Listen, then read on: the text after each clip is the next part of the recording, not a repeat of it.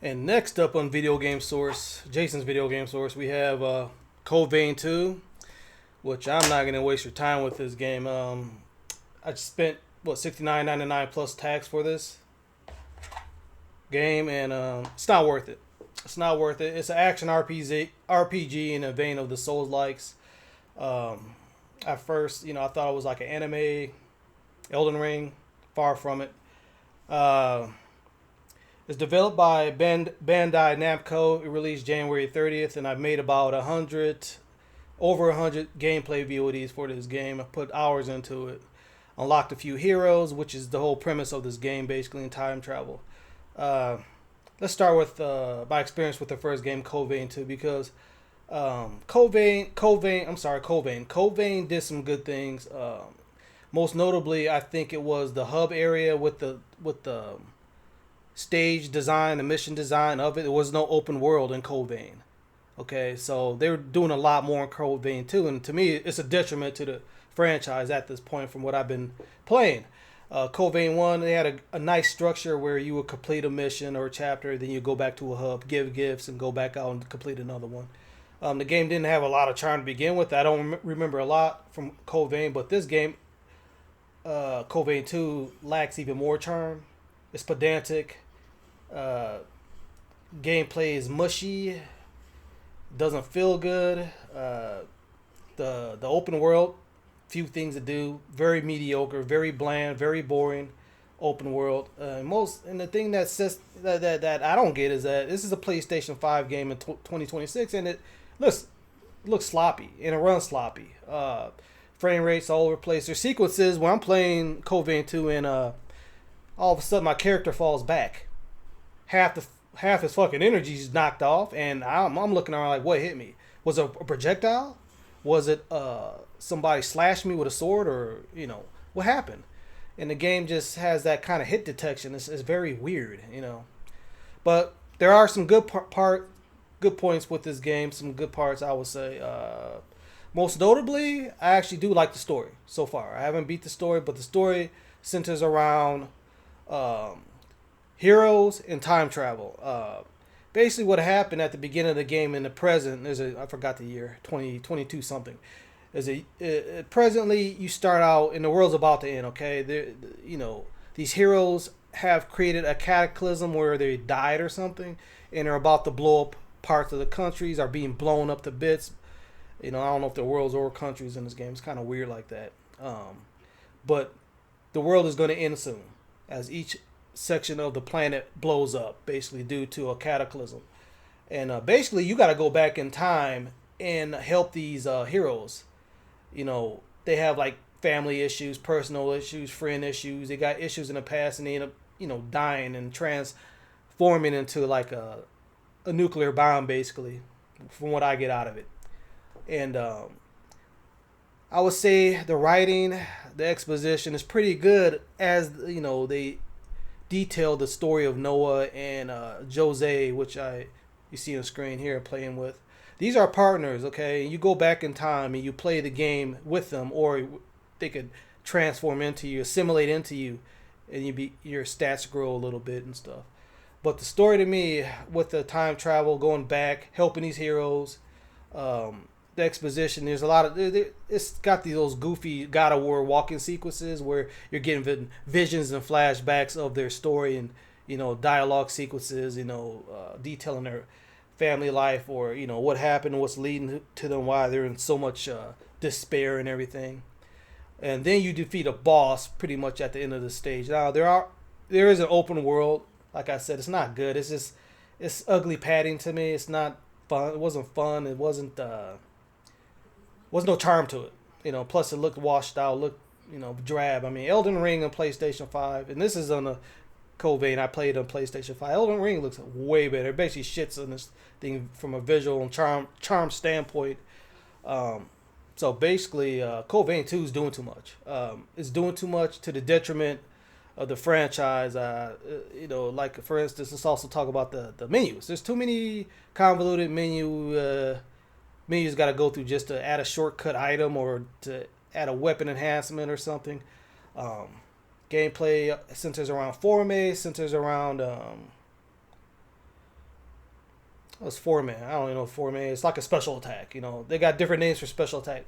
Also, a gel attack is also special attack. It's like a gel category, but there are different weapons. You know, I've mostly been playing as twin dual blades and halberd, which I think is the best so far. But the gameplay, it's not good. It's the I don't know if it's iframes and stuff. It's the frame rate. It just doesn't feel crisp. It doesn't. You know, I would say the gameplay in Code Vein 1 felt better and looked better as you played it.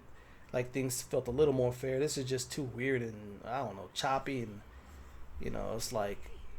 But there are a lot of like difficulty settings in this game actually where you can have the partner be your partner and they aggro the hell out of enemies. You know, you could basically sit back at the end of a boss fight and let the partner aggro the enemy. You can upgrade the partners and stuff, and after beating the bosses, they give you a special weapon and everything. But the gameplay is not the best part of this game. But I did feel a sense of accomplishment beating one of the remnants at the end of Jose's level because that was pretty difficult. So the actual bosses are pretty difficult, and you could use the difficulty of the partner. You can have the partner not be available at all, which is the hard difficulty where you're truly playing solo, because the partner can revive you multiple times. As for me, the partner revived me multiple times. It's just like a little cooldown moment. After she revives you, give you a little energy, or you get back into the fight and you keep playing. So having a partner basically is the easy mode in this game, just like Souls likes in general, I guess. Co-op basically. There's multiplayer co-op. I didn't try that. What else is there? So yeah, the story to me is the best part of Code Vein 2. Lou, who you meet at the beginning of the game, she's like a time sorceress. You unlock her power to fully like time travel, and you could jump between. Actually could jump between times and areas on the map on the fly and the fast travel, which was nice. So yeah, I like the time travel aspects. I like the exposition of the heroes. I like how they change and stuff as the story comes along because they basically you go into the past and meet them, then you meet them in the present and stuff. You kind of and they change for the better and everything. So I like that. But like I said, it's just too much going on here with the open world, which shouldn't be in it. I feel like Bandai Namco should have left the old structure like they left with like they had with Code Vein, where basically you go to the hub, give gifts, and you start just going. You go out and complete a stage, and you come back. I like that because the open world in Code Vein 2 is very pedantic, very dry, and it's convoluted. And navigating the map and everything, it's just weird. It's like it's trying to be like Elden Ring, but nothing could be like Elden Ring. And it's a miss. It's just a mediocre game. After putting hours into it, making 100 gameplay videos at this point, I feel like it's mediocre. It's trying to do a lot, and at this point early on, it's not a shitty, terrible game at all, but it's very middling. It's very seven, very 7, a very low 7. So that's what if I had to review it right now, because I don't know if I'm gonna go back and finish this game.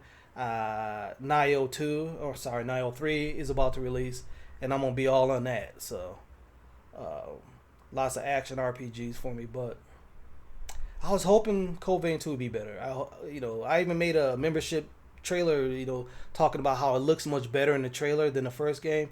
That's not the case.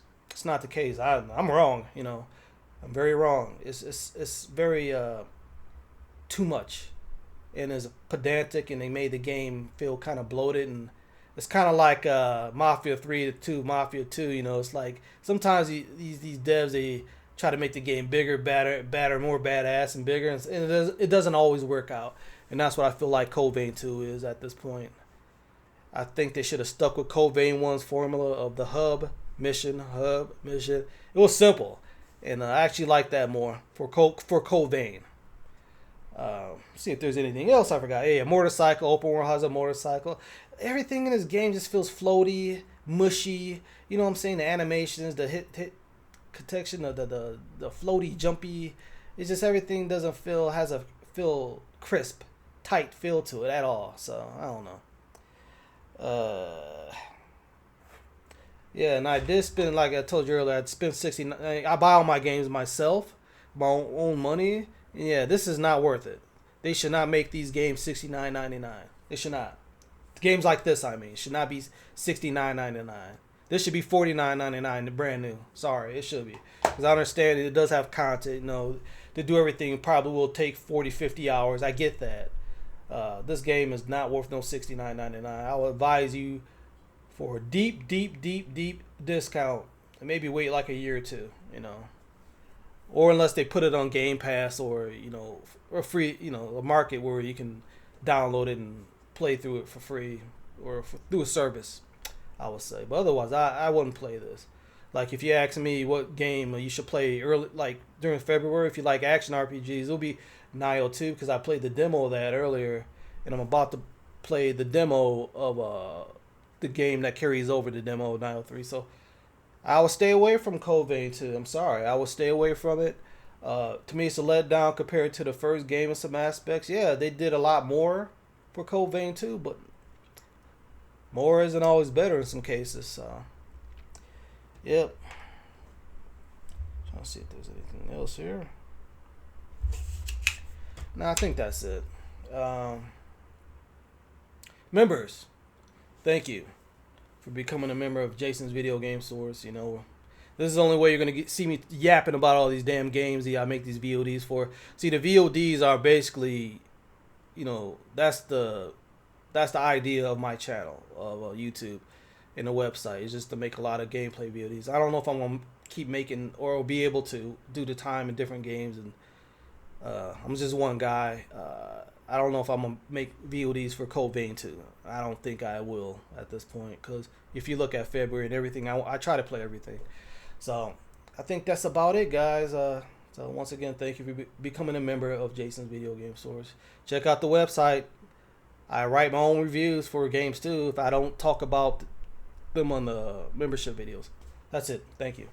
Have a great Tuesday. Today's Tuesday. Later.